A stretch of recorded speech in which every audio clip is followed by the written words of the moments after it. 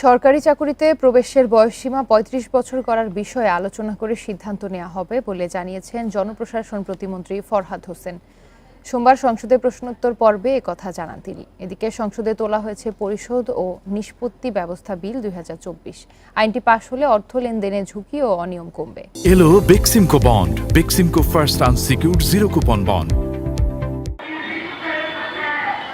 সরকারি চাকরিতে প্রবেশের বয়সসীমা ৩৫ বছর করা নিয়ে দীর্ঘদিন ধরেই আন্দোলন চলছে। সম্প্রতি শিক্ষামন্ত্রীও এর পক্ষে কথা বলেন। এবার জাতীয় সংসদে উঠল এই আলোচনা। আওয়ামী লীগের সংসদ সদস্য রফিকুল ইসলামের প্রশ্নের জবাবে জনপ্রশাসন প্রতিমন্ত্রী জানান, সরকারি চাকরিতে প্রবেশের বয়সসীমা বাড়ানোর বিষয়টি নীতিগত সিদ্ধান্তের বিষয়। আমরা চাকরির বয়স আগামীতে বাড়াবো কি বাড়াবো না, বা কি বাড়ালে ভালো হবে কিনা, এটি আমার মনে হয় যে আমাদের নীতিগত সিদ্ধান্তের বিষয়। এটা নিয়ে অবশ্যই আমরা ভবিষ্যতে আরও আলাপ আলোচনা করার মধ্য দিয়ে আমরা চূড়ান্ত সিদ্ধান্ত নিতে পারবো। এরপর পরিশোধ ও নিষ্পত্তি ব্যবস্থা আইন ২০২৪ উত্থাপন করেন অর্থ প্রতিমন্ত্রী ওয়াসিকা আয়েশা খান। তিনি বলেন, আইনটি পাশ হলে মানুষ নিরাপদে আর্থিক খাতে সম্পৃক্ত হতে পারবে।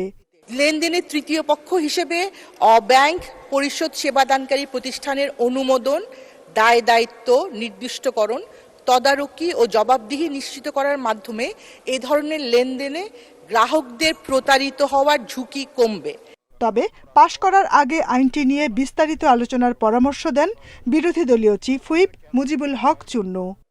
এটা আরো এলাবোরেট যাতে পাবলিক আলোচনা হয় বিভিন্ন মাধ্যমে, বিভিন্ন ফোরামে, যাতে মানুষের জানতে পারে এবং আমরা এই বিষয়টা স্টাডি করতে পারি। এই বিলটা আমাদের কাছে যেহেতু আছে, স্টাডি করতে পারি। এইটাই সময়টা দেওয়ার জন্য আপনি বিলটা প্রত্যাহার করে একটা সময় দিয়ে প্রয়োজনে বাজেট সেশনে আপনি এই আইনটা আবার আনতে পারেন।